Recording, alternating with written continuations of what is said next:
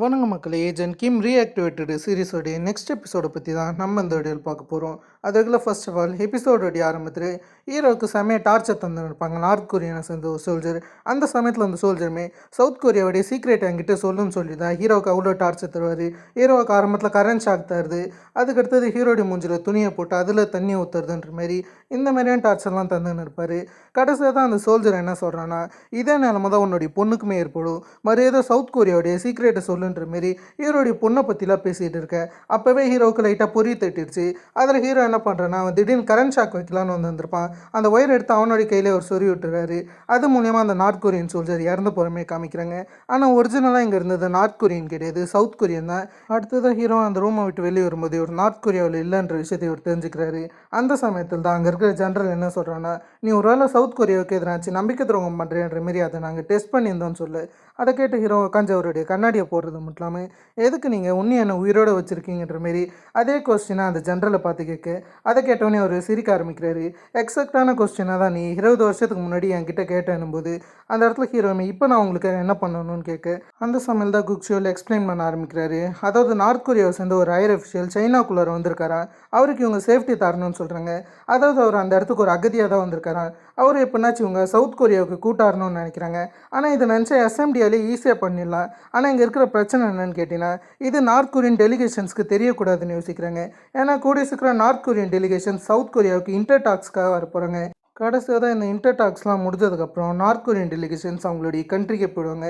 இந்த சமயத்தில் இவங்க ஒரு அகதிக்கு ப்ரொடெக்ஷன் தந்திருக்காங்களே, அந்த அகதியுமே நார்த் கொரியாவை காமிச்சிருவாங்க. இந்த மாதிரியான ப்ரொசீஜரை பண்ணுறதுக்கு ரீசன் என்னன்னு கேட்டிங்கன்னா, இப்போதைய நார்த் கொரியன் டெலிகேஷன் சவுத் கொரியாவுக்கு வர போகிறாங்க. அந்த சமயத்தில் சவுத் கொரியாவை சேர்ந்த ஆட்கள் நார்த் கொரியாவை சேர்ந்த ஒரு அகதிக்கு இந்தமாரி ப்ரொடெக்ஷன் அந்த விஷயம் மட்டும் நார்த் கொரியாவுக்கு தெரிஞ்சிச்சுன்னா கண்டிப்பாக இன்டர்டாக்ஸ் பாதிக்கப்படும். அதே சமயத்தில் ஒரு சின்ன கொரியன் வார் நடக்க அதிக வாய்ப்புகள் இருக்குது. அதாவது இந்த மாதிரியான ப்ரொசீஜரை இவங்க பண்ண செய்கிறாங்க. அந்த சமயத்தில் ஹீரோ மிஞ்சியோடைய சேஃப்டியை பற்றி கேட்கும்போது அந்த இடத்துல இருக்க குக்ஷோலோ அதை எஸ்எம்டி பார்த்துக்குன்னு சொல்ல, ஆனால் ஹீரோவுக்கு குக்ஷோல் மேலே நம்பிக்கை கிடையாது. அந்த விஷயத்த சொன்னால் அந்த சமயத்தில் குக்ஷோல் என்ன சொல்கிறேன்னா, என்னுடைய மொத்த வாழ்க்கையுமே நான் எதுக்காக ஸ்பெண்ட் பண்ணியிருக்கேன்னு தெரியுமா, ஒரு சவுத் கொரியன் சிட்டிசனுக்காக தான். சவுத் கொரியன் சிட்டிசனை பாதுகாக்கிறது என்னுடைய உரிமைன்னு சொல்ல, அந்த விஷயத்தை கேட்ட ஹீரோமே கடைசியாக என்கிட்ட ஒரு ஃபேவர் இருக்குது, அது என்னன்னா நீ என்னுடைய ஃப்ரெண்ட்ஸை விடுவிக்கணுன்ற மாதிரி சொல்ல, அது வகையில் தான் இவங்க ஹான்சு ஜின்ஷியோவில் பார்க்க ஆரம்பிக்கிறாங்க. அவங்க ரெண்டு பேருமே ரொம்ப மோசமாக இருக்குங்க. எத்தனை மாதங்கள் நடந்துச்சுன்ற விஷயத்தை நம்மக்கிட்ட சரியாக எக்ஸ்ப்ளோர் பண்ண கிடையாது. ஆனால் ரெண்டு பேருமே ரொம்ப மோசமான நிலைமையில் தான் இருக்குங்க. அவங்க ரெண்டு பேருமே அங்கே இருக்கிறவங்களுடைய பேச்சை கேட்குற மாரி இல்லை. அந்த சமயத்தில் அவங்க அனஸ்தீசியாவை யூஸ் பண்ணுறாங்க. ஆனால் அனஸ்தீசியா ஆரம்பத்தில் ஒழுங்காக வேலை செய்யலனாலும் அந்த இடத்துல ஹான்சு ஆரம்பத்தில் மயங்கிடுறாரு. அந்த சைடு இருக்கிற ஜின்ஷோலுக்கு தான் ஒரு 10 ஊசி கிட்டே இறக்குற மாரி இருக்குது. அதுக்குள்ளே ஜின்ஷோவில் மயக்கம் போட கடைசியாக இவங்க ரெண்டு பேருமே யாருமே இல்லாத ஒரு இடத்துல தூக்கி போட்டுறாங்க. கடைசியாக தான் அவங்களுக்கு பக்கத்துலேயே சாவியை அவங்க தூக்கி போட அந்த விஷயத்தை கவனிச்ச ஹான்சும் அப்படியே கையை எடுத்து விலங்க ஊத்துறாரு. அந்த சமயத்தில் அங்கே படுத்துருக்க ஜின்ஷோவில் நோட்டீஸ் பண்ணுறாரு. இவன் எப்படி தான் கண்ணை திறந்து தூங்குறான்னு தெரியல. இவனை இதே இடத்துல விட்டுட்டு போகின்ற மாரி சாவியை பக்கத்தில் போட்டுட்டு அந்த இடத்த விட்டு கிளம்ப, அந்த சமையல் தான் ஜின்ஷோ லேஞ்சிருக்கிறது மட்டும் இல்லாமல் ஹான்சு கிட்ட உதவியை கேட்குறாரு. ஆனால் அந்த எந்த வித விஷயத்தையுமே கண்டுக்காத ஹான்சு ஸ்ட்ரெயிட்டாக தான் பக்கத்தில் இருக்கக்கூடிய ஷாப்பை கண்டுபிடிக்கிறது மட்டும் இல்லாமல் அவங்கக்கிட்ட நாங்கள் எங்கே இருக்கோன்னு கேட்கும்போது அந்த இடத்துல அவங்களுமே ஹே நாமுன்னு சொல்ல, அதை கேட்டு ஒரு ஷாக் ஆகிறாரு. ஹே நாமான்ற மாரி ஒருமே பக்கத்தில் வந்து உட்காடுறாரு. ஏன்னா சியோலுக்கு பக்கத்தில் ஹே நாமன்னு கூடிய ஒரு சிட்டியே கிடையாது. அதில் இவர் வந்து உட்காரும்போது அந்த இடத்துக்கு வந்த ஜின்ஷியோலும் எனக்கு பசி எடுக்குதுன்னு சொல்ல, அந்த சமயத்தில் ஹான்சு உன்னால் எப்படி தான் இந்த மாதிரியான சமயத்தில் சாப்பாடை பற்றி யோசிக்க முடியுதோ, நம்ம எங்கே இருக்கணும் உனக்கு தெரியுமான்னும் போது அந்த சைடில் இருக்கிற ஜின்ஷியோலும் கண்டிப்பாக சியோலில் எங்கேனாச்சு தானே இருப்போன்னும் போது அந்த இடத்துல ஹான்சுமே ஹேனமில் இருக்கிற விஷயத்தை பற்றி சொல்ல, அதை கேட்ட ஜின்ஷியோலும் ஹேனாமான்னு சொல்லிட்டு பயங்கரமாக கத்துறாரு. அப்படியே அந்த ஷார்ட்டை கட் பண்ணிவிட்டு கங்ஷன் கிட்ட போகிறோம். அந்த இடத்துல கங்ஷன் ஒன்றும் ஹீரோ கொடுத்த அடியிலேருந்து மீண்டு வரலன்னு நினைக்கிறேன். அதிலே ஒரு ரொம்ப கோவத்தில் இருக்காரு. அதில் எப்படின்னா ஹீரோ பழி வாங்கணுன்ற மாரி கங்ஷன் இருக்காரு. அடுத்ததாக கங்ஷன் ஒரு அசம்பிளி மேனோட சேர்ந்து கோல்ஃப் விளையாடிக்கிட்டு இருப்பார். அதெல்லாம் முடிச்சுட்டு அப்படியே உட்காரும்போது அந்த அசம்பிளி மேன் என்ன சொல்கிறேன்னா, கொஞ்ச நாட்களாக அவங்களுக்கு தூக்கம் கிடையாதுன்னு நினைக்கிறேன், ரொம்ப டயர்டாக இருக்கிற மாதிரி தெரியுதுன்ற மாரி இவர் சொல்லிகிட்டு இருக்கேன். அந்த சமயத்தில் கங்ஷன்மே நான் அந்த விஷயங்களை பற்றி தான் யோசிச்சுன்னு இருக்கேன், என்னால் எதை பற்றி ஒழுங்காக சிந்திக்க முடியலன்ற மாரி ஒரு பிரச்சனை பற்றி சொல்லுவார். டெக்னிக்கலாக ஹீரோவை பற்றி தான் சொல்கிறாரு. அந்த சமயத்தில் அங்கே இருக்க அசம்பிளி மேன் என்ன சொல்கிறான்னா, நார்த் கொரியன் டெலிகேஷன்ஸை பற்றி கவலைப்படாதீங்க, அவங்க உங்கள் ரெசார்ட்டில் தான் தங்க போகிறாங்க, கண்டிப்பாக அவங்க பாதுகாப்பாக இருப்பாங்க, எந்த வித பிரச்சனையுமே நடக்காதுன்னு போது அந்த சமயத்தில் தான் கங்ஷன் இவருடைய ஃபேவரை பற்றி அவர்கிட்ட கேட்க, அந்த சமயத்தில் அசம்பிளி மேன்மே நீங்கள் சொன்ன மாரி அந்த அப்பா பொண்ணை பற்றி நான் செக் பண்ணி பார்த்தேன், அவங்கள பற்றி எந்த வித ரிப்போர்ட்டுமே டேட்டா பேஸில் இல்லைன்றமே சொல்ல, அதை கேட்டு கங்ஷனுக்குமே ஒருவேளை ஹீரோ சவுத் கொரியாவை சேர்ந்தவராக இருக்க மாட்டாரோன்ற மாரி டவுட் வந்துடுது. இதுவே இன்னொரு பக்கம் ஜின்ஷோல் எப்படியோ கஷ்டப்பட்டு அவருடைய வீட்டுக்கு வந்துருவாரு. அவருடைய பொண்ண வேற ரொம்ப மிஸ் பண்றாரு. அந்த சமயத்துல அவருடைய பொண்ணு கூப்பிட்டா, அந்த பொண்ணுக்கு ஜின்ஷோல் வீட்ல இருக்காரான்ற விஷயமே சுத்தமா தெரியல. அந்த சமயத்துல அவங்க திரும்பி பார்க்கறது மட்டும் இல்லாம, நான் எத்தனை வாட்டி சொல்லியிருக்கேன் இந்த டீ ஷர்ட்ட போடாதீங்கன்னு. இது என்ன ரொம்ப அசிங்கப்படுத்துதுன்ற மாரி அவரு செமையா திட்டி விட்டுறாங்க. அவருமே அவருடைய பொண்ண கொஞ்சலான்னு வராரு. ஆனா அவங்க அது எதுவுமே கண்டுக்காம அப்படியே ரூம்குள்ளார போயிடுறாங்க. இவருமே நான் உன்னை எவ்வளோ மிஸ் பண்ணேன் தெரியுமா? ஆனா நீ என்ன கொஞ்சம் கூட மிஸ் பண்ணலன்ற மாரி புலம்பிக்கிட்டு இருக்காரு. அந்த சமயத்துல தான் அவங்க ஒய்ஃப்மே வந்திருந்திருப்பாங்க. என்னடா எலி சத்த நாட்ட அடிக்குதேன்னு சொல்லிட்டு பின்னாடி பார்ப்பாங்க. அந்த சமயத்துல தான் ஜின்ஷோல் இருக்கிற விஷயம் தெரியும். ஜின்ஷோலுமே நான் உன்னை ரொம்ப மிஸ் பண்ணேன். எனக்கு பசி எடுக்குது சமைச்சு தான்ற மாரி அவர் அதே இடத்துல விழுந்துருவாரு. அதை பார்த்த ஒய்ஃப்மே முதல்ல போய் ஷவர் எடு அப்பதான் சமைப்பேன்ற மாரி சொல்லிட்டு போயிடுறாங்க. நெக்ஸ்ட் சீனில் ஹீரோ சவுத் கொரியா சேர்ந்த வெஸ்ட் கோஸ்ட்டில் இருப்பார். ஏன்னு கேட்டிங்கன்னா அந்த இடத்துல தான் சைனா இருக்குது. சைனாவில் ஒரு அகதி தப்பிச்சதாக சொல்லியிருந்திருப்பாங்களே, அந்த அகதியை கூட்டார் தான் ஹீரோ இருந்திருக்காரு. அந்த சமயத்தில் அந்த அகதியுமே பார்த்து ரொம்ப நாட்கள் ஆச்சுலன்ற மாரி நம்பர் 66ன்னு சொல்ல ஹீரோ திரும்பி பார்க்கும்போது அது யோங்ரியாங்கன்ற விஷயம் தெரியுது. அந்த இடத்துல யோங்ரியாங்குமே எப்படி இருக்கு, நான் தான் உன்னுடைய சவுத் கொரியன் ஏஜென்ட்ஸ் கிட்ட பேசி நீ வேணும்னு இந்த இடத்துக்கு கூப்பிட்டேன், அதால் தான் நீ என்னை பிக்கப் பண்ண வந்திருக்க, நான் உங்களுடைய விஐபின்ற மாரி ஒரு பேசிகிட்டு இருப்பார். அப்போ தான் நடந்த விஷயத்த நம்ம காமிப்பாங்க. அதாவது ஒரிஜினல் என்ன நடந்திருக்குன்னு கேட்டிங்கன்னா, நார்த் கொரியாவை சேர்ந்த ஆட்களுக்கு கடைசியாக யோங்ரியாங் ஒரு அசாசியன்ஸை சவுத் கொரியாவை காமிச்சிருக்க விஷயம் தெரிய வந்திருக்கு. அதாவது கங்ஸியாங்க யோங்ரியாங் அமைச்சிருந்திருப்பாள். அந்த விஷயம் கடைசியாக தான் அங்கே இருக்கிற நார்த் கொரியன் டெலிகேஷன்ஸ்க்கு தெரிய வருது. அதை பற்றி இவங்க யோங்ரியாங் கிட்ட விசாரிக்கும் போது அந்த இடத்துல யோங்ரியாங்குமே நான் ஒரு துரோகியை கொல்றதுக்காக தான் அவனை அந்த இடத்துக்கு அமுச்சு வச்சிருந்தேன், எவ்வளோ துரோகிகள் இந்த நார்த் கொரியாவில் இருந்தாலும் அவங்க எல்லாருமே கொல்வன்னு சொல்ல அதை கேட்ட அந்த கமாண்டருக்கு கடுப்பாகிறது மட்டும் இல்லாமல் அவர் என்ன சொல்கிறான்னா, 20 வருஷத்துக்கு முன்னாடி கங்வான் ப்ரொவின்ஸில் நடந்த விஷயம் உனக்கு ஞாபகம் இருக்கா, அதுதான் நம்மளுடைய டைரக்டர் ஜெனரலை ரீப்ளேஸ் பண்ண ரொம்ப உதவியாக இருந்துச்சு. யார் அந்த விஷயத்த பண்ணியிருப்பாங்கன்னு நினைக்கிறேன்.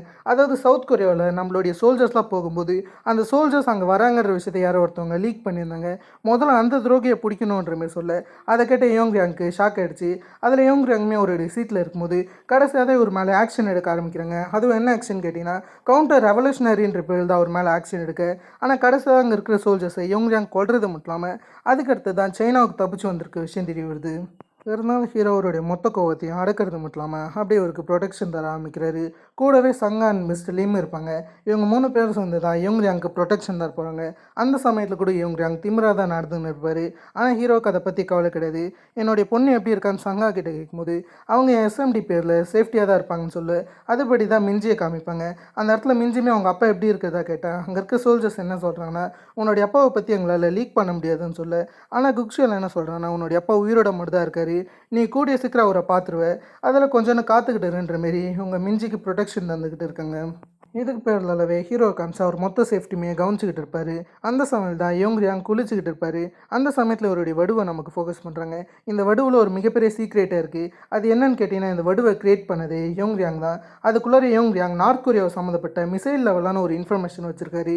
அது என்ன இன்ஃபர்மேஷன் விஷயம் நமக்கு ஒழுங்காக தெரியல. ஆனால் வெளியே காத்துன்னு இருக்கிற ஹீரோ 20 வருஷத்துக்கு முன்னாடி நடந்த விஷயத்தை பற்றி தான் யோசிக்கிறாரு. அதாவது இவர் சவுத் கொரியாவுக்கு வரும்போது அங்கே இருக்கிற ஜென்ரல் என்ன சொல்லியிருந்திருப்பானா, இது மொத்தத்துமே காரணம் யோங்ரியாங்கன்னு சொல்லியிருந்திருப்பாரு. அந்த விஷயத்தை பற்றி தான் ஹீரோ யோசிக்கிறாரு. ஆனால் ஹீரோவுக்கு அவருடைய பொண்ணு ரொம்ப முக்கியமாக இருக்குங்க. அதில் ஹீரோ அவருடைய பொண்ணை பற்றி தான் முதல்ல யோசிச்சு பார்க்குறாரு. அதை தான் நமக்கு காமிச்சிட்டு இந்த பக்கம் கங்ஷனை காமிச்சிருந்துருப்பாங்க. அந்த இடத்துல கங்ஷன் அவருடைய ரெசார்ட்டுக்கு வந்திருந்திருப்பாரு. இந்த ரெசார்ட்டில் தான் நார்த் கொரியன் டெலிகேஷன்ஸ் தங்க போகிறாங்க.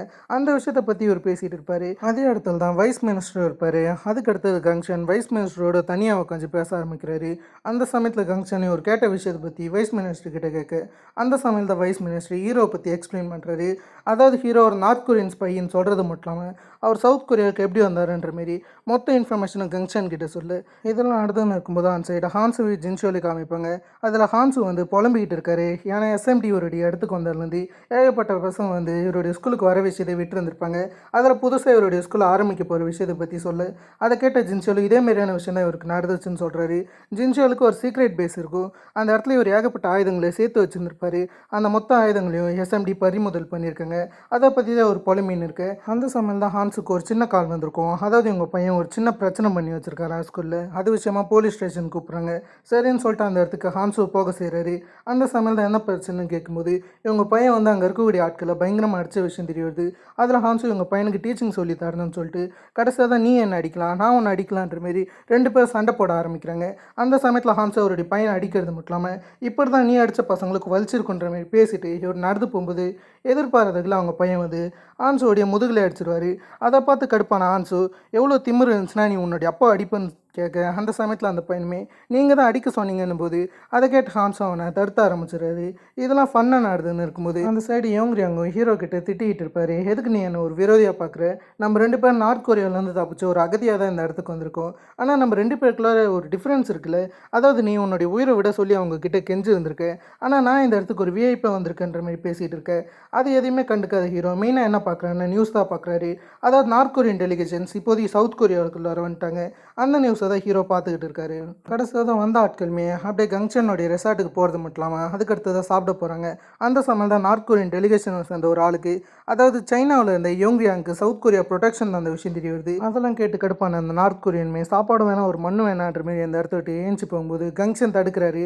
ஆனால் அந்த நார்த் கொரியனுக்கு கங்ஷன் கிட்ட பேச இருப்பில்ல. அந்த சமயம் தான் கங்ஷன் எக்ஸ்பிளைன் பண்ண ஆரம்பிக்கிறாரு, நீங்கள் டைரக்டர் ஜென்ரலான யோங்ரியாங்க தான் தேடிக்கிட்டு இருக்கீங்க, அவருடைய லொக்கேஷன் எனக்கு தெரியுன்ற மாதிரி சொல்கிறாரு. ஏன்னா கங்ஷனுக்கு ஏகப்பட்ட உறவுகள் இருக்குது. அதுபடி தான் இவர் உக்காந்து அந்த ஆளோட பேச ஆரம்பிக்கிறாரு. அந்த நார்த் கொரியன் அஃபிஷியல் கிட்ட என்ன சொல்கிறேன்னா, இதுதான் அவங்களுடைய லொக்கேஷன், இந்த விஷயத்தை நீங்கள் நல்லா பார்த்துக்கோங்க, ஆனால் எனக்கு தேவையான ஒரே ஒரு விஷயம் தான், கோட் நேமில் 66ன்னு சொல்லிட்டு ஒருத்தன் இருப்பான், அவனை மட்டும் என்கிட்ட கொண்டாங்க, ஏன்னா அவனை நான் தான் கொள்வேன்ற மாதிரி சொல்கிறது மட்டும் இல்லாமல் அந்த அஃபிஷியலுக்கு சில தங்க கட்டிகளை கிஃப்டாக தராரு. அந்த சமயம் தான் ஹீரோ யோங்ரியாங்க்கு ப்ரொடெக்ஷன் வந்துருப்பார்ல, அந்த இடத்துல சில நார்த் கொரியன்ஸ் வர விஷயத்தை நோட்டீஸ் பண்ணுறாரு. அதெல்லாம் பார்த்தோன்னே எப்போனாச்சும் உங்களை மறைக்கணும்னு இருக்காங்க, அதில் கார் மூலியமாக தப்பிக்கலான்ற மாரி இவங்க பிளான் பண்ணுறாங்க. அது வகையில் யோங்ரியாங்க கூட்டுக்கிட்டு இவங்க ஒரு கார் வழியாக தப்பிச்சுறாங்க. இந்த மொத்த விஷயங்களும் அந்த இடத்துக்கு வந்த நார்த் கொரியன்ஸ் கவனிச்சுருந்துருப்பாங்க. அதில் நார்த் கொரியன்ஸ் எதுவும் கிடைக்கலன்ற மாரி அந்த காரை ஃபாலோ பண்ணி போவாங்க. ஆனால் ஒரிஜினலாக ஹீரோவும் யோங்ரியாங்கும் உள்ளார தான் இருக்க செய்கிறாங்க, அதாவது அவங்கள திசை திருப்பி இருக்காங்க. இது மூலியமாக சுலபமாக தப்பிச்சிடலான்ற மாரி இவங்க யோசிச்சிருக்காங்க. அந்த சமயம் தான் ஹீரோவுக்கு ஒரு விஷயம் ஞாபகம் வருது, அதாவது மற்ற ஆட்கள் வெளியே போகும்போது யாருமே சுற்று இருந்திருக்க மாட்டாங்க. யோங்ரியாங்க நினச்சா நார்த் கொரியன்ஸால் கொல்ல முடியும், ஏன்னா நார்த் கொரியன்ஸ் இதுக்கு முன்னாடி அவங்களுடைய சொந்த மக்களே கொண்டு இருந்திருக்காங்க, எதுக்கு இவரை கொல்லலன்ற மாரி அந்த கேள்வி அவர்கிட்ட கேட்க அந்த சமயம் தான் யோங்ரியாங் கிட்ட மிசைல் லெவலான ஒரு இன்ஃபர்மேஷன் இருக்கிற விஷயம் ஹீரோவுக்கு தெரியுது. ஆனால் அது என்ன இன்ஃபர்மேஷன்ற விஷயம் ஹீரோவுக்குமே சரியாக தெரியல. ஆனால் அவங்க யோங்ரியாங்க கொல்ல மாட்டாங்கன்ற விஷயம் மட்டும் ஹீரோவுக்கு 100% தெரியுது. இங்கே நடக்கிற மொத்த விஷயங்களுமே அந்த ஹையர் அஃபிஷியலுக்கும் கங்ஷனுக்கும் தெரிய வருது. அந்த சமயம் தான் ஹீரோ சிவிலியன் ஏரியாவில் போனதுனால நார்த் கொரியன்ஸால் எதுவுமே பண்ண முடியலன்னு சொல்ல, அதை கேட்ட அந்த ஹையர் அஃபிஷியலுமே சிவிலியன் ஏரியாவுக்குள்ளார போக சொல்கிறாரு. ஆனால் அந்த விஷயத்தை கங்ஷன் தான் தடுக்கிறது மட்டும் இல்லாமல் என்கிட்ட வேற ஒரு பிளான் இருக்குன்ற மாதிரி சொல்கிறாரு. இது எதுக்கு இவர் சொல்கிறாருன்னு தெரியல. ஆனால் சம்மந்தமே இல்லாமல் நமக்கு எஸ்எம்டியை காமிக்கிறாங்க. அந்த இடத்துல எஸ்எம்டி என்ன வச்சாங்கன்னு தெரியல. அந்த இடத்துல இவங்க ஹீரோ தேடுங்கன்ற மாதிரி சொல்கிறாங்க. குக்ஷியலுக்கு ஒரு கால் வந்திருக்கும், அந்த கால் மூலியமாக தான் இவர் ஹீரோவை தேட சொல்கிறாரு. இதுக்கு பேரளவே சங்காவை காமிச்சு அவங்க ஹீரோவுக்கு கால் பண்ணி நாங்கள் சிவிலியன் ஏரியாவுக்கு வந்துட்டோம், அதால் நார்த் கொரியன்ஸ் யாருமே இங்கே இல்லை, அதால் அந்த விஷயத்தை எஸ்எம்டி கிட்ட சொல்லிட்டானும் போது ஹீரோ வேணான்னு சொல்கிறாரு. ஏன்னா இவங்களுக்குள்ளாரே ஒரு உளவலி இருக்கிற விஷயத்தை பற்றி ஹீரோ மென்ஷன் பண்ணுறாரு. நம்ம அங்கே இருக்கிற விஷயம் எப்படியும் அவங்களுக்கு தெரிஞ்சிருக்கு, அப்போனா நம்மளுக்குள்ளார யாரோ ஒரு உளவாளி இருக்காங்க, அதில் அந்த விஷயம் எஸ்எம்டிக்கும் அதே மாதிரி ஜென்ரலுக்கும் தெரியக்கூடாதுன்ற மாரி ஹீரோ சங்கா கிட்ட சொல்ல, அதை கேட்ட சங்கம் அப்படியே அமைதியாக இருந்துக்கிறாங்க. ஹீரோ எங்கே போகிறான்ற விஷயத்த கூட சங்கா கிட்ட ஒழுங்காக மென்ஷன் பண்ணல, ஜஸ்ட் ஒரு கருப்பாடு இருக்காருன்னு மட்டும் தான் சொல்லியிருக்காரு. ஆனால் இப்போ ஹீரோ எங்கே போகிறான்னு கேட்டிங்கன்னா ஜின்ஷியோலுடைய பேஸ்க்கு தான் போகிறாரு. அதாவது ஜின்ஷியோல் ரகசியமாக ஒரு இடம் வச்சுருந்துருப்பார்ல, ரகசியம்னு சொல்ல முடியாது, ஓப்பனாக தான் இருக்கும், ஆனால் யாரும் வரமாட்டாங்க. அந்த இடத்துல ஹான்ஸு ஜின்ஷியோல் தான் இருக்க செய்கிறாங்க. கடைசியாக தான் அந்த இடத்துக்கு ஹீரோவும் யோங்ரியாங்கும் வர, கடைசியாக தான் அந்த இடத்துல யோங்ரியாங் யாருன்ற மாரி ஜின்ஷியோலும் ஹான்ஸும் யோசிக்கிறாங்க. அந்த சமயம் தான் ஜின்ஷியோலுக்கு புரிய வருது, அதாவது ஜென்ரல் தான் ஹீரோ கிட்ட இந்த மிஷின் வந்திருக்காரு, அதாவது அந்த மிஷினை முடிச்சதுக்கப்புறம் ஹீரோ அவருடைய பொண்ணும் புது ஐடென்டிட்டியில் வாழலான்ற மாரி ஜென்ரல் தான் ப்ராமிஸ் பண்ணியிருக்காரு. அதால் தான் இந்த மிஷினை கடைசியாக தான் ஹீரோ எடுத்திருக்க விஷயம் அந்த சைட் ஜின்ஷியோலுக்கு ஆன்ஸுக்கு தெரியுது. அந்த சமயம் தான் அந்த இடத்துக்கு எஸ்எம்டி ஒரு விஷயத்தை இவங்க நோட்டீஸ் பண்ணுறாங்க. கூடவே குக்ஷுவல் வரது மட்டும் இல்லாமல் யோங்ரியாங்கும் ஹீரோவையும் அவங்களுடைய தாய் நாட்டுக்கு அனுப்புறதா சொல்கிறாரு. அதை கேட்டு ஹீரோவும் சண்டை போடலான்னு யோசிக்கிறாரு. அந்த சமயம் தான் குக்ஷுவல் மிஞ்சி எங்ககிட்ட தான் இருக்கா, நீ கொஞ்சமாச்சும் மிஞ்சியை பற்றி யோசிச்சு அதெல்லாம் உன்னோட கன்னை தாண்டுற மாரி கடைசியாக மிஞ்சி வச்சு ஹீரோவை மிரட்டுறாங்க. அது மூலயமா அங்கே இருக்கக்கூடிய சோல்ஜர் ஹீரோடைய கன்னுமே வாங்கிக்கிறாரு. இப்போது ஹீரோ சரண்டர் ஆகிட்டாரு. இதுக்கப்புறம் ஹீரோ நார்த் கொரியாவுக்கு போகிற மாதிரி தான் தெரியுது. அதான் அந்த இடத்துல குக்ஷுவல் என்ன சொல்கிறான்னா ஹீரோ அவருடைய மிஷினில் தோற்றதாக சொல்கிறாரு. அதால் தான் இவங்க ஹீரோவை அரெஸ்ட் பண்ண வந்திருக்காங்க. அதோடவே இந்த எபிசோடை டோட்டலாக கம்ப்ளீட் பண்ணுறாங்க. இதேமாதிரி நான் உங்களை வேறு ஒரு லாசமான வீடியோவில் சந்திக்கிறதுக்கும் ஹேவ் ஃபன் கைஸ்.